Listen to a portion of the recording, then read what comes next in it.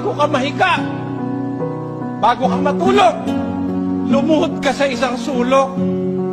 Magpasalamat ka sa Diyos sa Kanyang kabutihan. Panginoon, salamat po. Iniligtas mo kaming pamilya sa maghapon.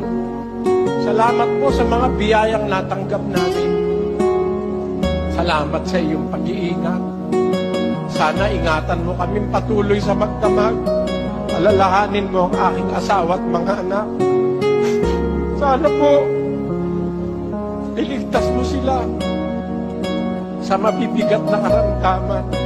Sana'y makapagpatuloy kami ng aming pagsunod sa kalooban mo hanggang sa katapusan. Maraming salamat po sa iyo, Ama. Amin. Sa pangalan ng aming Panginoong Hesus. Amin. Kapiraso lang yon, mga kapatid. Sabi ng Biblia, ang hain ng masama kasuklap-suklap sa Panginoon.